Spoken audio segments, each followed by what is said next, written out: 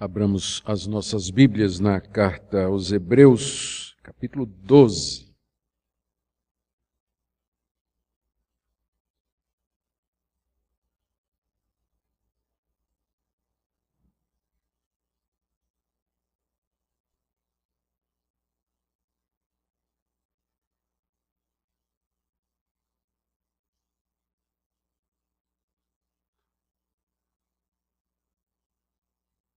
E vamos ler do verso 12 até o verso 17, que é o texto da nossa mensagem nesta noite. Por isso restabelecei as mãos descaídas e os joelhos trôpegos, fazei caminhos retos para os pés, para que não se extravie o que é manco, antes seja curado. Segui a paz com todos e a santificação, sem a qual ninguém verá o Senhor. Atentando diligentemente, porque ninguém seja faltoso, separando-se da graça de Deus. Nem haja alguma raiz de amargura que, brotando, vos perturbe, e por meio dela muitos sejam contaminados. Nem haja algum impuro ou profano, como foi Esaú, o qual por um repasto vendeu o seu direito de primogenitura. Pois sabeis também que, posteriormente, querendo herdar a bênção, foi rejeitado. Pois não achou lugar de arrependimento, embora com lágrimas o tivesse buscado.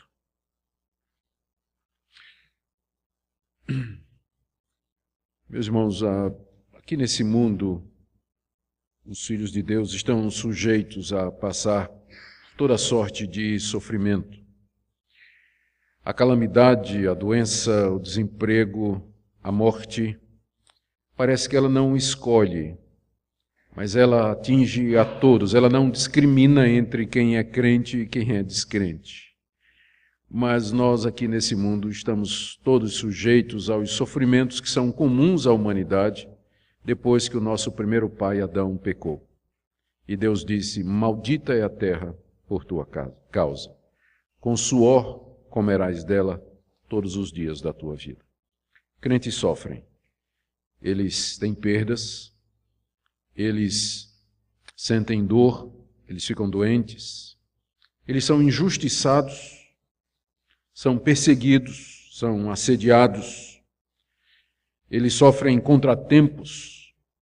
E nesse sentido, olhando de fora, não se percebe muita diferença entre quem é de Deus ou não. Esse é o tipo de observação, ou essa é o tipo de observação que levou pessoas como o autor do Salmo 73, a perguntar qual é a vantagem de servir a Deus. Porque em vão guardei o meu coração na inocência, porque todos os dias eu sou afligido, enquanto que o ímpio, ele prospera, ele vai bem. E foi essa observação de que parece que a mesma coisa acontece a todo mundo, que levou o livro de Jó a ser escrito. Ali tem um homem justo, temente a Deus, que do dia para a noite perde tudo o que tem. Perde os bens, perde o gado, a propriedade, perde os filhos, perde a saúde. E era um homem justo, temente a Deus.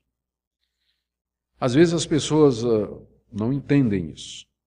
E infelizmente uma das coisas que tem contribuído para a confusão a respeito desse assunto é a chamada teologia da prosperidade, que diz que se nós formos fiéis, fizermos sacrifícios, pagarmos os nossos dízimos, contribuirmos acima do que podemos, dermos tudo o que nós temos a Deus, que em troca, ao plantarmos estas sementes, Deus haverá de nos dar muito mais.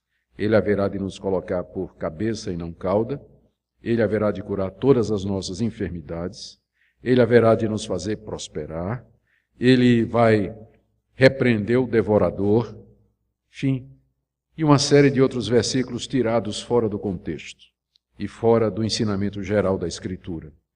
O ensinamento geral da Escritura é esse, que Deus, sim, Deus pode abençoar o seu povo com saúde, com longevidade, com uma vida tranquila, mas isso não é sempre. E não poucas vezes é só olhar a história. O povo de Deus é um povo sofrido, um povo perseguido, um povo que enfrenta tribulações, um povo que passa por muitas dificuldades. A diferença não está no fato de que quem é de Deus não sofre e quem é de Deus sofre. A diferença está na maneira como nós reagimos ao sofrimento. Como nós nos comportamos quando as coisas dão errado. Quando tudo parece perdido. Aí é que se vê a diferença entre quem é de Deus e quem não é. O que não é de Deus, ele reage de muitas maneiras. Ele toma atalhos, nem sempre justos, nem sempre honestos. Ele blasfema, ele zomba, ele vai para a bebida, ele xinga, ele toma atitudes violentas, ele se refugia nos ídolos e tantas outras medidas que nós sabemos. Mas o que é de Deus? Aquele que conhece a Deus, como é que ele reage? É exatamente isso que o nosso autor, o autor da carta aos Hebreus, procura ensinar na passagem que nós lemos. Hoje pela manhã nós fizemos a exposição da primeira parte, aliás, do capítulo 12, de 4 a 11, onde o autor da carta aos Hebreus traz algumas explicações a respeito do sofrimento. Por que é que aqueles cristãos estavam sofrendo? Eles eram judeus que haviam acreditado em Jesus, haviam largado os antigos caminhos da sua religião e agora estavam sofrendo por isso, sofrendo por amor a Cristo. Havia inimizade, hostilidade, ameaças, alguns tinham já perdido o seu emprego, quem sabe ameaçados de vida. A história e a arqueologia nos mostram que a vida dos judeus cristãos do primeiro século foi muito difícil. A questão, então, era ajudá-los e encorajá-los a permanecer na fé, apesar de toda a adversidade. E essa é a razão dessa carta, ela foi escrita com esse objetivo. É uma carta de encorajamento, de exortação, de advertência, para que eles, apesar das adversidades e do sofrimento, continuem firmes na fé em Jesus. Então ele explica aqui, no verso 4 até o verso 11, que os sofrimentos eles têm que ser entendidos como a disciplina de um Deus que nos ama tanto, que nos corrige da mesma forma que os pais terrenos também corrigem o filho que amam. Da mesma forma que eles disciplinam e açoitam os seus filhos para ensiná-los valores, princípios, que ajudarão essa criança um dia a vencer na vida, a fazer o bem e a não ser um problema para os outros, da mesma forma, Deus também nos açoita.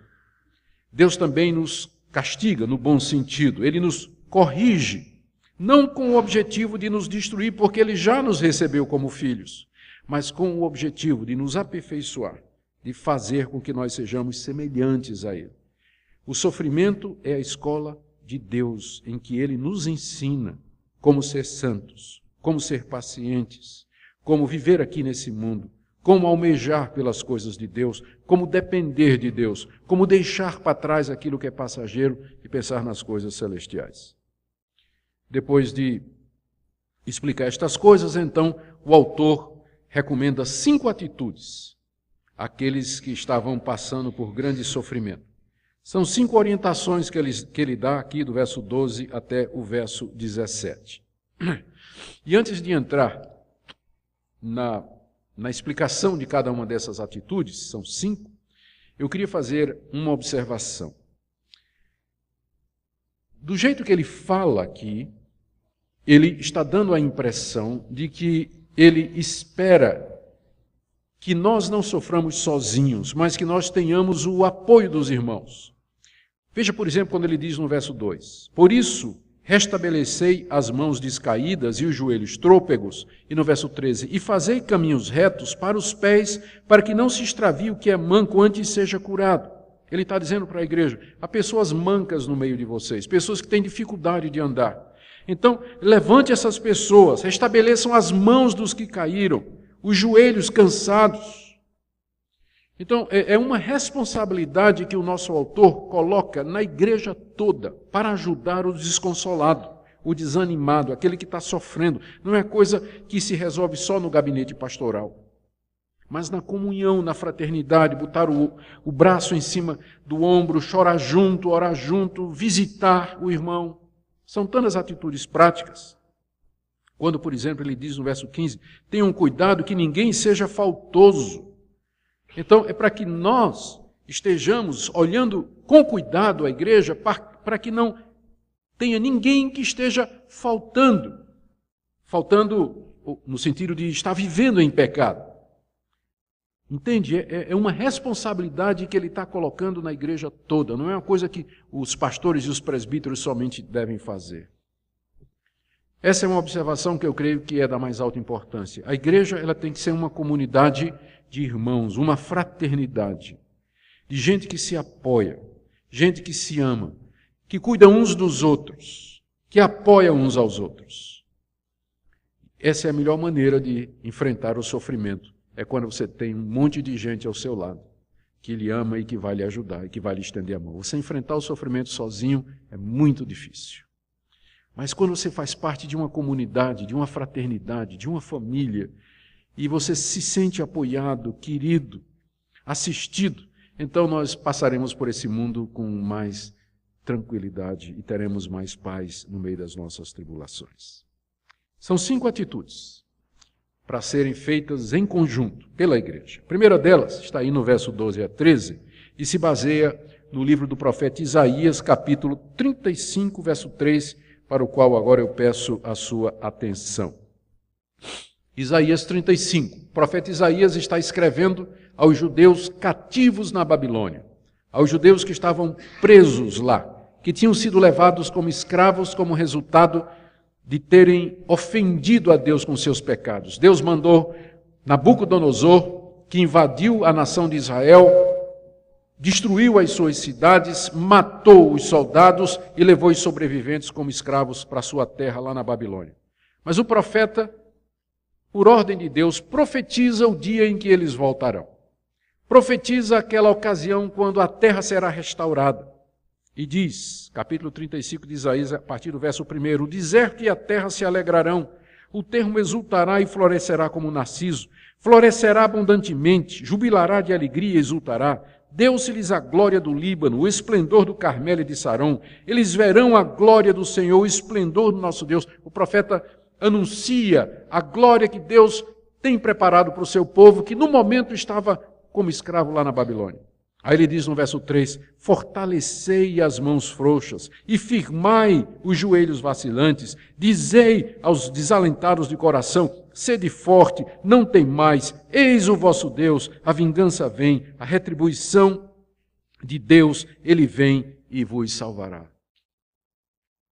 É uma palavra de encorajamento para aqueles cativos, dizendo, levantem-se, se animem, não tenham medo, coragem, o nosso Deus está chegando, o momento da redenção se aproxima, Deus haverá de retribuir os nossos inimigos, ele haverá de fazer justiça e juízo. Portanto, verso 3, fortaleçam as mãos frouxas e firmem os joelhos vacilantes. Mãos frouxas, mãos que não dão apoio, mãos que não conseguem segurar a espada, mãos que não conseguem carregar peso. Essa é a figura do crente desanimado. Joelhos trôpegos, os joelhos vacilantes sobre o qual você não pode nem se apoiar, você não pode nem andar e muito menos correr. Você vai precisar de muleta, você vai precisar de amparo. Que figura para o crente vacilante, para o crente covarde, para o crente medroso, para o crente em dúvida. As mãos estão frouxas e os joelhos vacilantes. Aí então ele diz, fortaleçam as mãos frouxas e firmem os joelhos vacilantes. Animem-se, coragem, porque está chegando a hora da libertação. O autor de Hebreus toma essa passagem e aplica para os seus leitores, que estavam passando por grande sofrimento e perseguição. Verso 12 e 13, agora de Hebreus 12.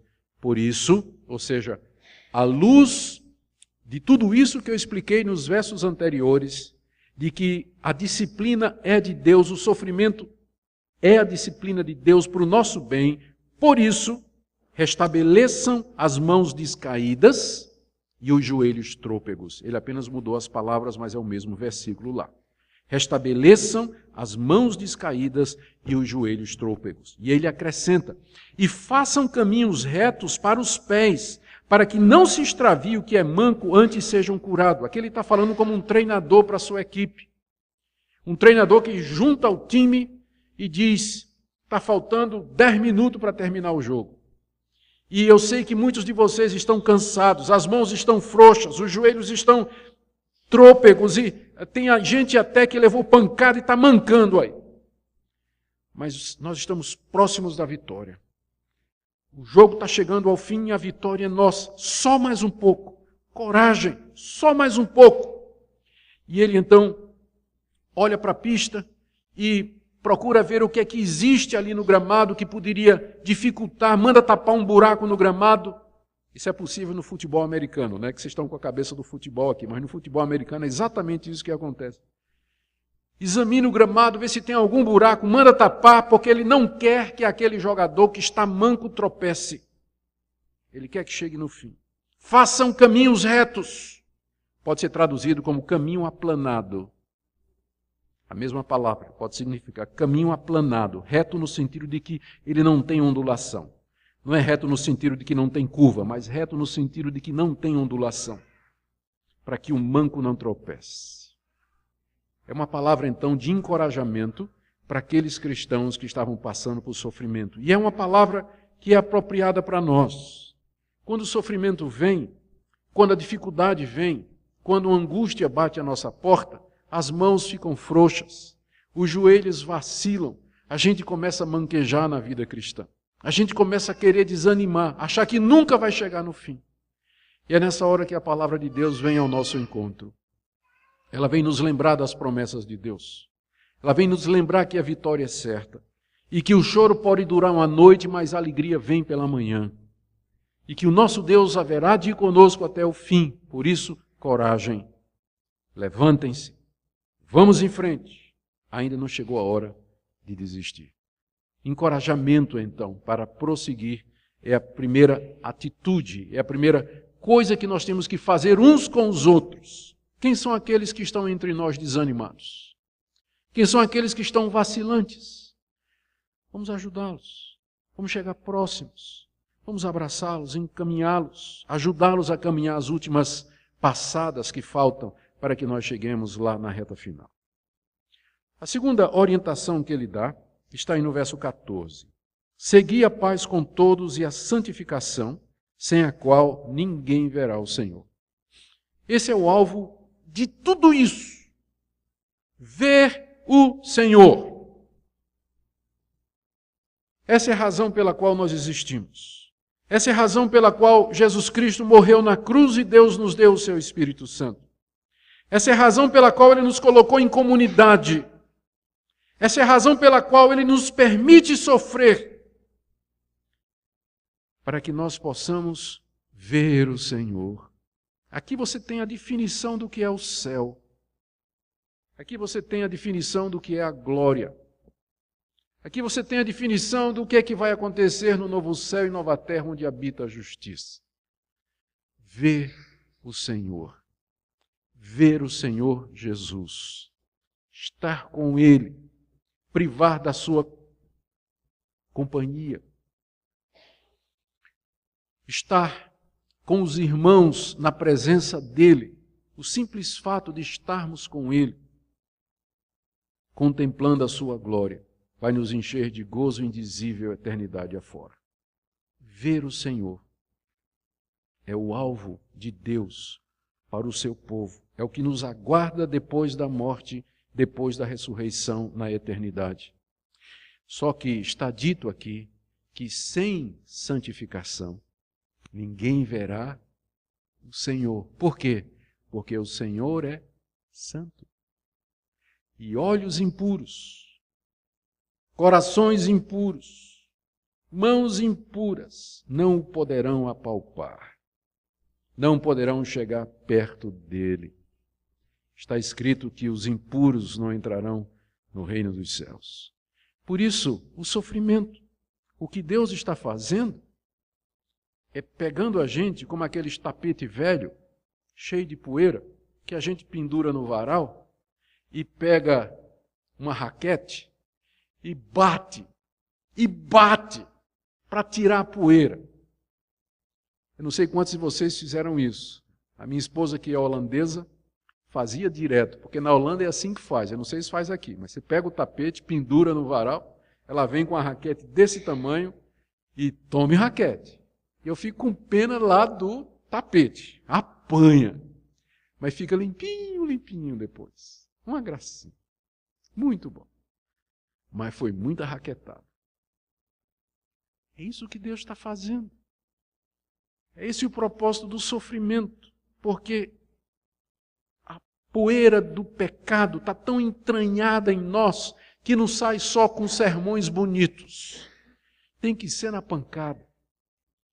E é por isso que Deus nos submete à dor e ao sofrimento, porque sem santificação ninguém verá o Senhor. Antes daquele dia em que nós seremos completamente aperfeiçoados e santificados, que é o dia da nossa morte, e depois na ressurreição, Deus já nos encaminha nesse processo. E aqui nesse mundo Ele está batendo, Ele está limpando, está dando a raquetada. Está nos purificando.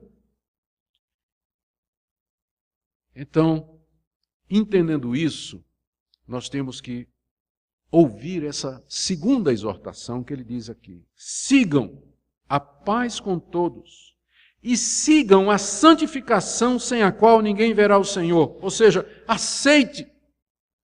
Siga a santificação que Deus está lhe apontando. Os sofrimentos vêm com esse objetivo. Se submeta.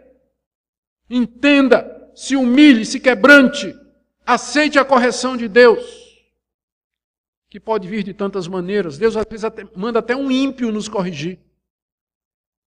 Ele não mandou os ímpios corrigir o profeta Jonas?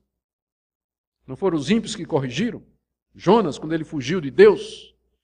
E os marinheiros disseram, seu louco, por que você fez isso com o seu Deus? E agora o que é que vai ser de nós? Levanta-te. Por que está aí dormindo? Deus às vezes manda até o ímpio nos corrigir. É uma vergonha, não é? Mas já vi muito isso de gente que não é crente dar uma lição de moral no crente que se fez repreensível. Deus pode mandar um descrente. Por incrível que pareça, Deus pode mandar até tua esposa. Sabia disso? Sabia disso, homem? Ele pode mandar até tua esposa para te corrigir. Teus filhos, teu vizinho, irmãos. Deus tem muitas maneiras. Não importa como seja, o que Ele está dizendo é: siga a santificação. No meio do sofrimento e da dor, siga a santificação. E tem uma condição aqui. Antes de dizer siga a santificação, Ele diz: sigam a paz com todos. No meio do sofrimento, no meio da dor, nós tendemos a ficar irritados, irados, furiosos, ressentidos, magoados, especialmente se a dor é causada por alguém. Se foi uma pessoa que nos fez ficar assim. Enquanto predominar a raiva e o ressentimento no coração, aquela dor não vai servir para a santificação. Ao contrário, ela vai endurecer meu coração e me afastar cada vez mais de Deus. Por isso que ele diz, antes de falar em santificação, sigam a paz com todos. Para que a disciplina tenha efeito em nós, nós temos que seguir a paz. Isso significa que vamos ter que perdoar, isso significa que vamos ter que pedir perdão, isso significa que vamos ter que nos reconciliar. E é nesse ambiente que nós aprendemos a ser santos e é só assim que nós vamos ver o Senhor. Essa é a segunda exortação. Sigam a paz. E sigam a santificação, para que vocês possam ver o Senhor, para que vocês possam, na glória eterna, desfrutar da comunhão com aquele que é o príncipe da paz e que é 3 vezes santo. Santo, santo, santo é o Senhor dos Exércitos. E Ele nos prepara aqui, na escola da vida e no sofrimento. A terceira orientação está no verso 15. E vai até a metade do verso. Atentando diligentemente porque ninguém seja faltoso, separando-se da graça de Deus. O que ele está dizendo aqui é que vocês atentem diligentemente, prestem muita atenção, com muita diligência, com muito cuidado, para que ninguém seja faltoso e se separe da graça de Deus. A graça de Deus é a sua misericórdia pela qual nós somos salvos. Nós somos salvos pela graça. Deus graciosamente nos deu a oportunidade de ouvir o Evangelho, de nascer num lar cristão, de estar num país onde nós podemos nos reunir, prestar culto a Deus e anunciar o Evangelho livremente. Pela graça de Deus nós temos Bíblias à vontade. Pela graça de Deus nós podemos expressar publicamente a nossa fé em Deus. Pela graça de Deus nós podemos participar do pão e do vinho, do batismo. Podemos ouvir a sua palavra. A graça, o favor e a misericórdia de Deus nos dá esses privilégios que outras pessoas não têm. Por isso, precisamos ter cuidado para não abusar da graça, para não entender mal isso. É o que ele diz aqui. Cuidado, cuidem um dos outros para que nenhum de vocês seja faltoso. Faltoso aqui não é faltar o culto, embora possa ser uma das faltas. Mas cuidado para que ninguém viva cometendo faltas. Faltas aqui são quebras da lei de Deus. Cuidado para que ninguém viva no pecado, porque se você ficar vivendo no pecado, depois de ter conhecido a graça de Deus, ele diz aqui, você vai se separar da graça de Deus. E se você se separar da graça de Deus porque é faltoso, então não há mais esperança. Ele vai falar disso quando trata no final de Esaú, que é um exemplo de alguém que abusou da graça de Deus e depois não teve mais arrependimento. Não teve mais jeito para ele. Aqui ele está dizendo o seguinte, no meio do sofrimento, no meio da provação e da dificuldade, as pessoas podem se sentirem tentadas a pensar que Deus não as ama e podem ser tentadas a virar as costas para Deus, apesar de terem recebido tantos benefícios de Deus que eles esquecem na hora da dor. Tem um provérbio árabe que diz que o ingrato esquece 1000 pratos de comida que recebeu, mas se lembra de um que faltou. Esse é o ingrato. E acontece muito isso. O crente abençoado recebe favores de Deus, materiais e espirituais, de repente vem o sofrimento, vem a provação, vem a dificuldade, a adversidade. E aí então, ele esquece tudo o que Deus já lhe deu. E ele vira as costas para Deus com raiva, resolve se vingar de Deus e do mundo. E aí ele está, de fato, abusando da graça de Deus. E o resultado é, ele pode se separar dessa graça. Eu não estou entrando no mérito aqui se ele era crente de fato ou não. Porque o crente verdadeiro, ainda que ele sofra, ele jamais vai querer viver em falta para abusar da graça de Deus. Mas eu estou falando aqui dos membros das igrejas em geral, que têm tantos privilégios, mas quando começa a ter dificuldade, eles viram as costas e voltam atrás. É o pecado da apostasia, que nós já falamos dele no capítulo 6 dessa carta, e do qual nós vamos falar mais adiante também no caso de Esaú. Então, cuidado, irmãos, vamos cuidar entre nós, para que não haja ninguém que esteja sendo faltoso e assim se separe da graça de Deus. Vamos cuidar de nós mesmos e uns dos outros. Terceira exortação, está aí na metade do verso 15. Que não haja alguma raiz de amargura, que brotando vos perturbe, e por meio dela muitos sejam contaminados. Raiz de amargura ou raiz amarga. A referência é a erva daninha, venenosa. Erva daninha e venenosa, que brota com facilidade, que se multiplica mais rápido do que as roseiras, e que contamina os jardins e as plantações. Aqui o nosso autor, mais uma vez, está citando o Antigo Testamento, e abra comigo aí no livro de Deuteronômio, capítulo 29, onde Moisés está advertindo o povo de Deus e dizendo: vocês vão entrar no Egito, desculpem, vocês estão saindo do Egito e vocês vão entrar na terra prometida. E vocês já viram as abominações, os ídolos feitos, estou lendo o verso 17, Deuteronômio 29, 17. Já viste as suas abominações e os seus ídolos, feitos de madeira e de pedra, bem como vistes a prata e o ouro que havia entre eles. Tenham cuidado, para que entre vós não haja homem, nem mulher, nem família, nem tribo, cujo coração hoje se desvie do Senhor nosso Deus, e vá servir a deuses dessas nações, para que não haja entre vós raiz que produza erva venenosa e amarga.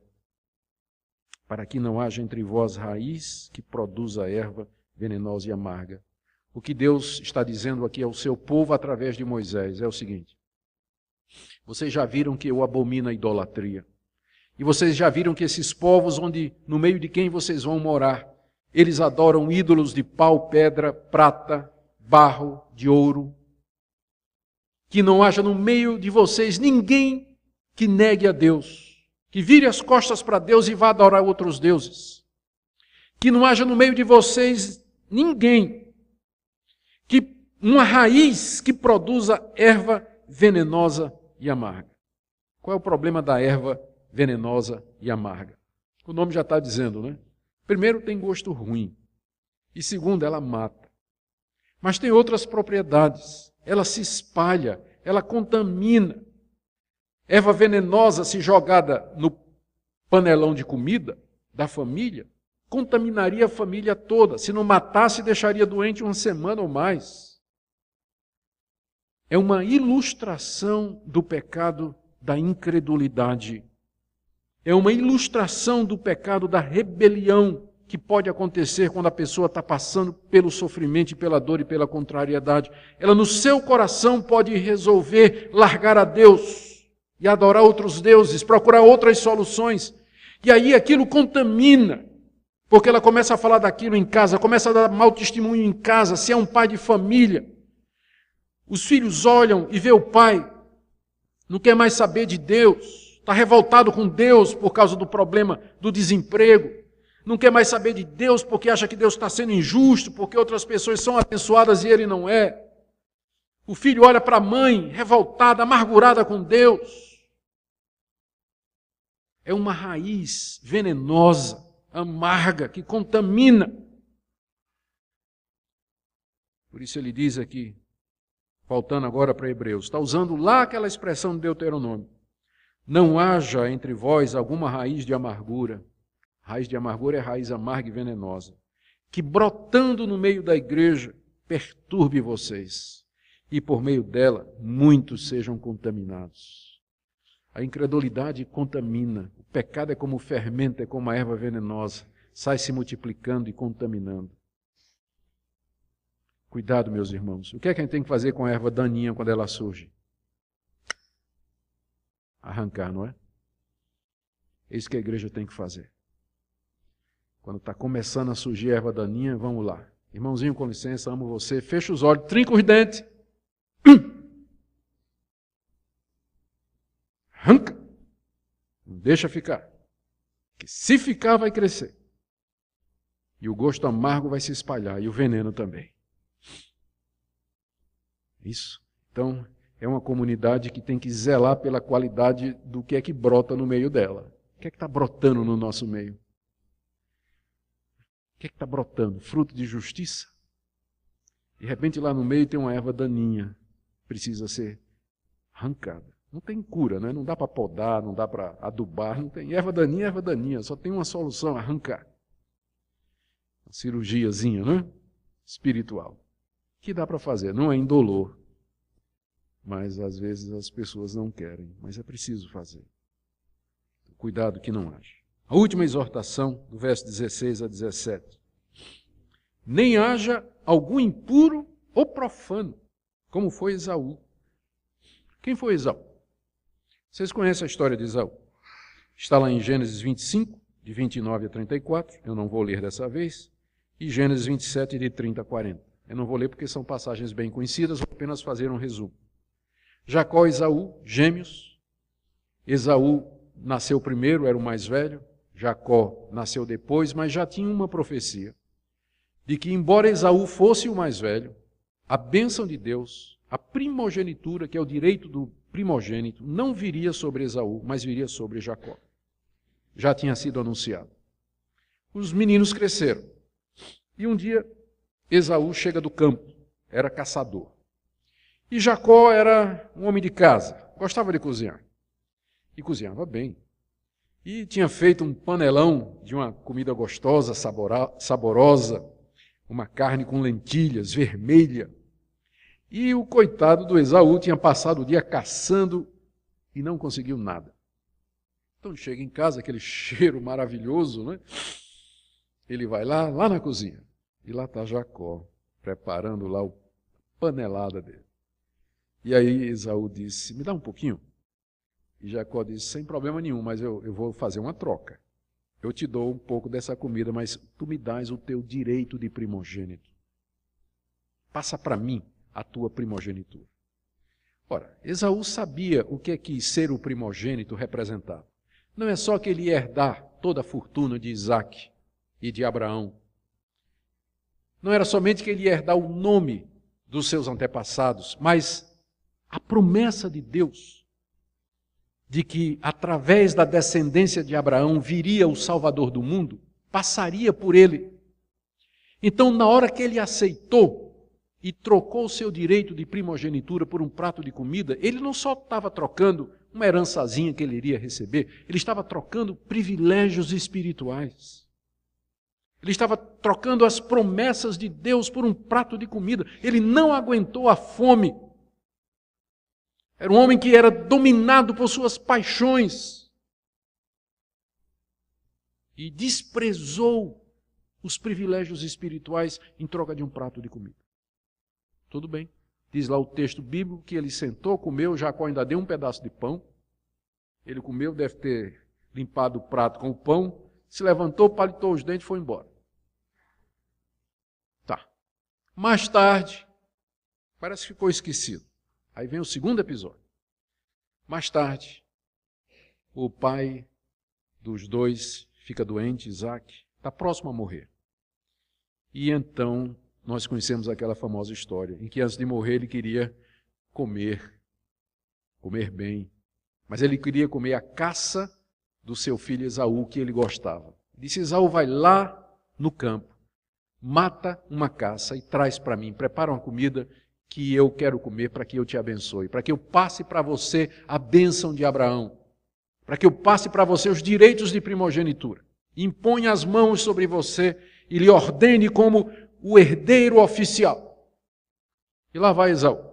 Só que mamãe ouviu a conversa, e mamãe gostava de Jacó. Hoje é o dia das mães, né?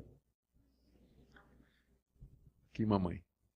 Mamãe gostava de Jacó. Jacó, vem cá, mata um cabrito. Mata 2 cabritos. Faz aquele guisado que só você sabe fazer. Bota o perfume do teu irmão. A pele do cabrito tu bota no rosto e nos braços, porque teu irmão é peludo. E antes que ele venha, teu pai já está cego.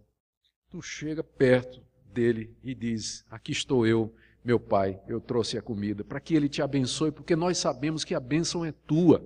Esaú já te deu isso. Teu pai é que não quer aceitar isso, mas Esaú já te deu esse direito. Então vai lá e toma o que é teu. A estratégia está toda errada, né? Mas é a providência. Deus usa o pecado humano e o erro humano, não é? De uma maneira que no final a sua vontade se cumpre. E é claro, eu não estou com isso encorajando o pecado. Apenas dizendo que apesar de nós e dos nossos planos, Deus sempre vai fazer a vontade dele. E o fato é que Jacó seguiu o conselho de mamãe, foi lá e enganou o pai. E o pai comeu, ainda perguntou, desconfiou, cheirou e disse, as mãos são de Esaú, mas a voz é de Jacó.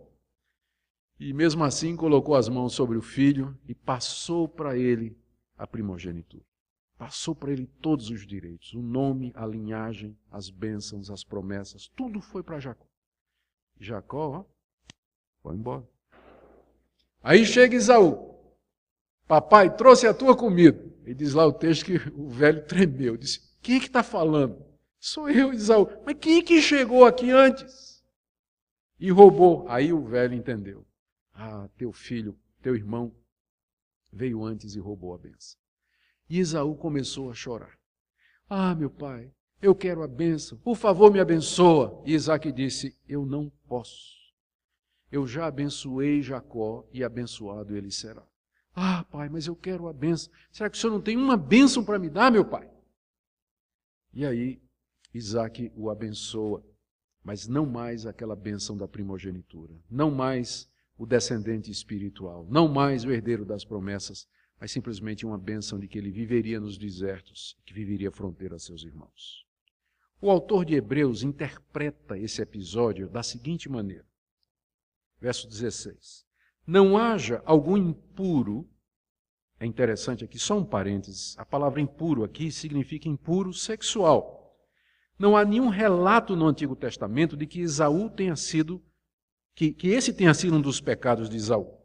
A não ser que o autor de Hebreus esteja se referindo ao fato de que ele tinha muitas mulheres e que inclusive tomou mulheres pagãs e trouxe para casa e que isso era uma aflição para os pais, para Isaque e Rebeca. Mas está dizendo aqui que ele era impuro também. Mas o foco aqui não é tanto a impureza, mas o que vem em seguida. Nem haja algum impuro ou profano. Profano é uma pessoa que faz pouco das coisas sagradas. É uma pessoa que despreza as coisas sagradas. O nome que se dá a isso é profano. Por exemplo, uma ideia para ajudar, profanar um local sagrado. Já ouviram essa expressão, né? Profanar um lugar sagrado. Um lugar que é considerado santo, sagrado, e de repente alguém chega lá que não podia estar e faz o que não deve fazer e profana aquele lugar. Ou seja, profano é alguém que não tem respeito pelas coisas sagradas e espirituais. Era o caso de Esaú. Que ninguém de vocês, diz o autor de Hebreus, seja um profano. Por que ele está dizendo isso?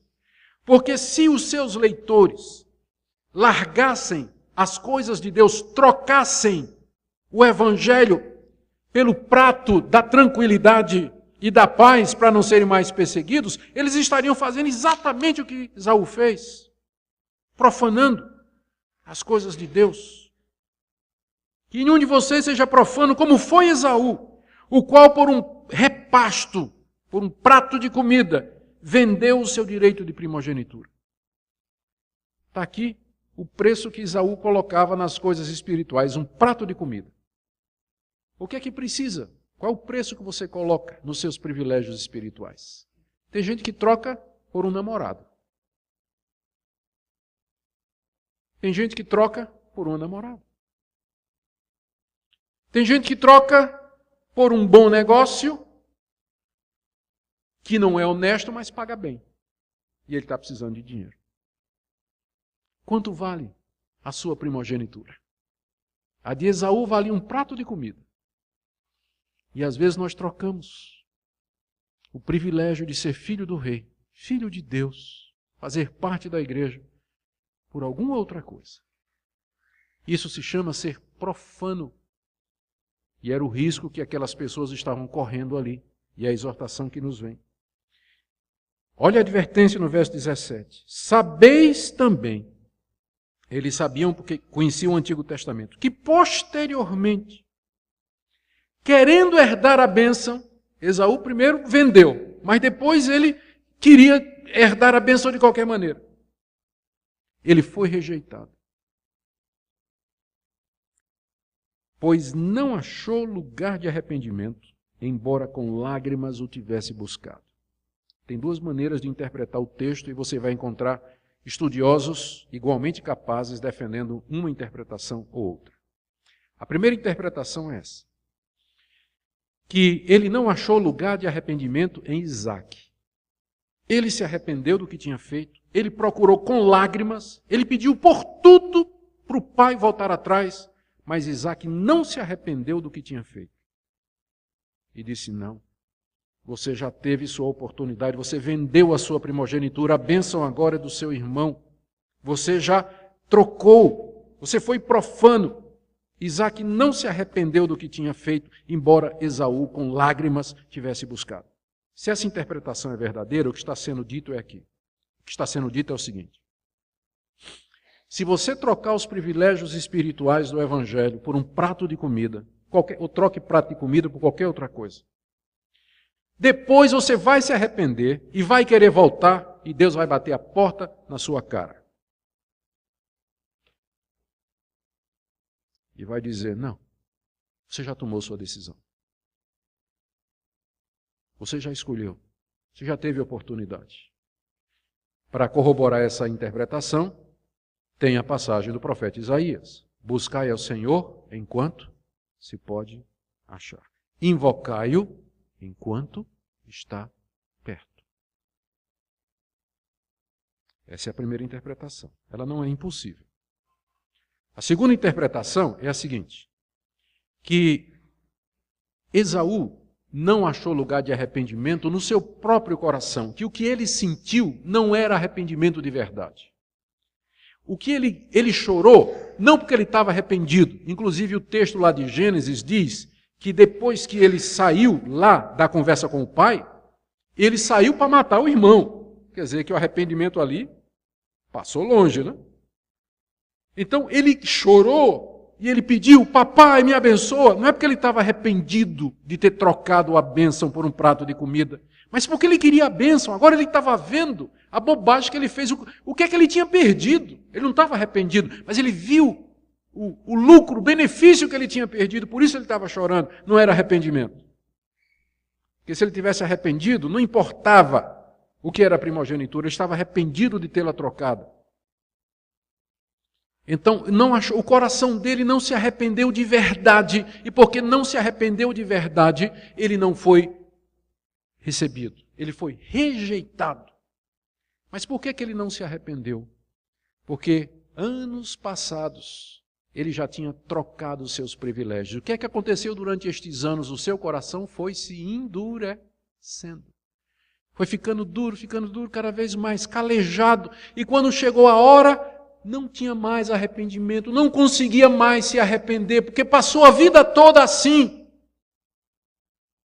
Tem gente que pensa mais ou menos da seguinte maneira, eu vou gozar a vida agora, enquanto eu sou jovem, porque quando eu for velho, aí eu me arrependo dos meus pecados e creio em Jesus. A má notícia que eu tenho para lhe dar é que quanto mais velho a gente fica, mais duro fica o coração. O coração vai endurecendo com os anos. Porque a gente vai se acostumando com o pecado. Sabe, eu não sei quem de vocês já morou perto de um curtume, eu nunca morei. Mas já passei perto de um curtume. Aquele lugar onde curte couro. E o produto para curtir o couro fede demais. É insuportável. É pior do que o rio Tietê. Pra vocês terem uma ideia. Mas aí, os trabalhadores que trabalham no curtume, nos primeiros meses, eles vão de máscara, aquela de oxigênio, sabe como é? E 2 balões nas costas. Exagerando. Mas depois de 2 meses, eles nem sentem mais o cheiro. Por quê? Se acostumaram.